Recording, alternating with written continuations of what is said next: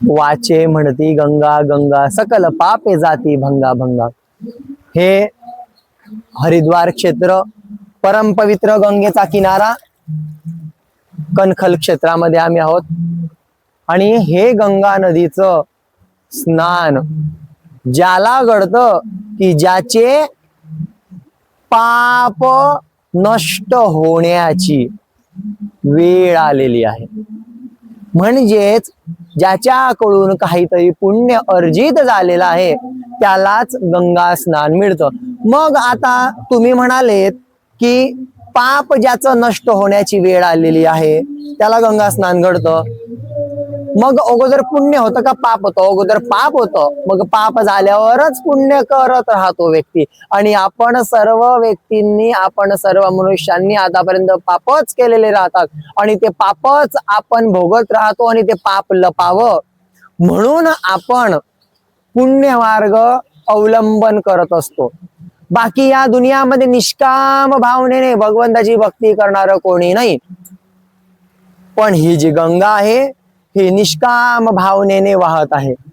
या गंगा नदी तुम्ही जर इथे बघितलं तर इथे ती हरी हरी हरी असं जप करत आहे,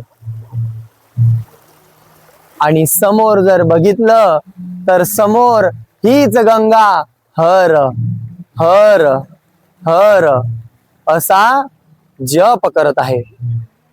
म्हणून या हरी आणि हराचं जप करणारी जी काही गंगा आहे हीच गंगा आपल्या बद्रीनाथ मंदिरावरती आहे।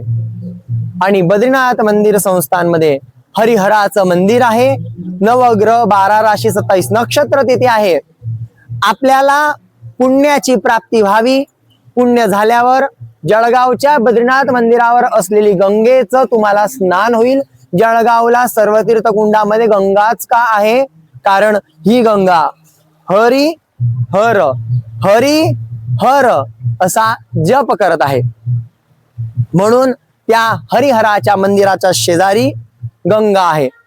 पुण्य ज्याचे प्रबळ आहे त्याला जळगावच्या गंगा नदीच्या जे काही सर्व तीर्थकुंड आहे त्यामध्ये स्नान होतं, आणि तिथे ज्या व्यक्तीला स्नान झालं म्हणजे नक्कीच त्या व्यक्तीला हरिद्वार मध्ये या गंगेचं स्नान करायचं सौभाग्य मिळेल व हरीचं दरवाजा हरिद्वार म्हणजे बद्रीनाथ जाण्याचे त्याचे रस्ते मोकळे होत राहतात, वैकुंठाला जाण्याचा रस्ता मोकळा होत राहतो। म्हणून परमपवित्र पुरुषोत्तम मास सुरू आहे, सर्वांनी जळगावला असलेल्या त्या गंगा कुंडामध्ये स्नान करावं। वाचने जरी तुम्ही गंगा गंगा म्हटलं तरी तुमचे पाप नष्ट होणार आहे। मनामध्ये तुम्ही घरी बसल्या संकल्प करा की मी बद्रीनाथ मंदिर संस्थानवर जाऊन गंगा स्नान करणार आहे। भले तुम्ही या नका या, परंतु संकल्प केल्यावर तुम्हाला अर्ध्या फळाची प्राप्ती होत राहते आणि स्नान केल्यावरती पूर्ण फळाची प्राप्ती होते।